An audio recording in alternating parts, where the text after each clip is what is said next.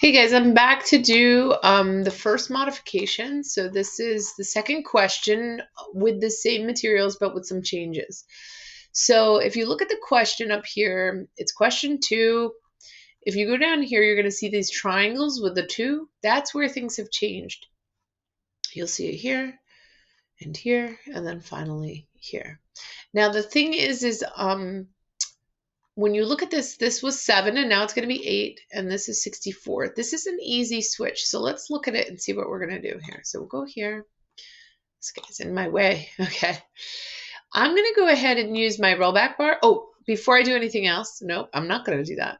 This is a question on a test. I'm going to right click, go to copy clipboard. Wait for it to think. Oh, no, I don't have to. Go to plus sign, go to paste tab. Right click, rename question 2, and I'm going to put mod 1 because it's the first modification. Sometimes I feel like it gets weird with how they word stuff. So just watch how you organize it when you take the test.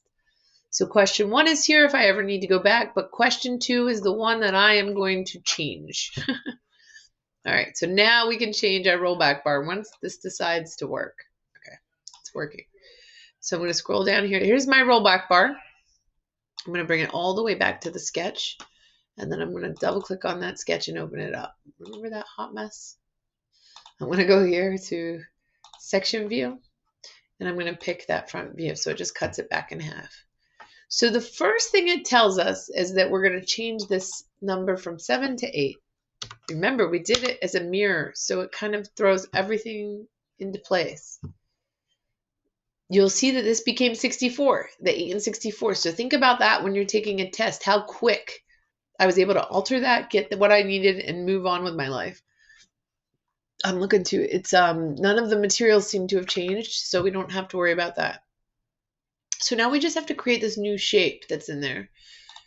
We're going to go ahead and go to a rectangle. And we are going to kind of draw a rectangle that doesn't touch anything and doesn't do anything. You know what I mean? That looks good. I'm going to also put a construction line in the middle and grab the midpoint of this rectangle and just kind of go down to there, I guess. Looks good. So it's straight up and down. Make sure that is vertical. Because if that's not vertical, this is not going to work. Okay, so then we are going to vertically align it this with this. Maybe? Oh my gosh. Please pardon this interruption. Soccer is canceled for today. There is no after-school detention today. Whoa. Thank you. Exciting. Oh, that didn't work. So let's, oh, it did it anyway. I guess I just had to click off of it. Okay, coincident works. We're good. So I think what happened was I had these 2 highlighted, and when I clicked on coincident, it went through and did it. So there you go. So the diagonal looks really weird, and I'll tell you here you're gonna want to just double check. Like I'm gonna hit horizontal and click on this. Yes, it's straight. It doesn't look it because of the it's an optical illusion and it messes with your head, and I get it. But it's just the way it is. So let's put those dimensions on it. So from here to here was 50 something. What was it? 58. Okay. From here to our dashed line and drop down is 29.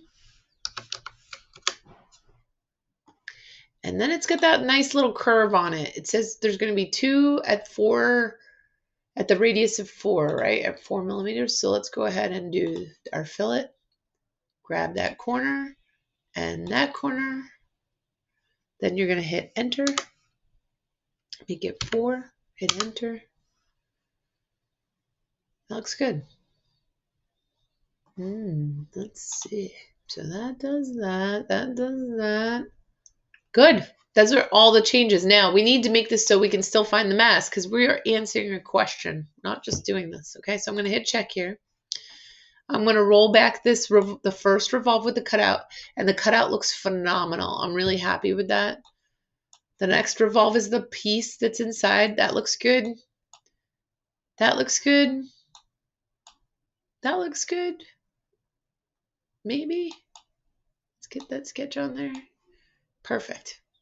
We're looking fabulous. So if you remember, I had that one little section where my dimensions were a little different.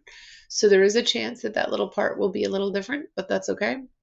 But you can see here that we have the physical cutout. Everything looks correct. We'll go back into here. It's okay that these guys are just floating, hanging out. Everything gets reset the second you do this. So like, I don't know if we can look inside.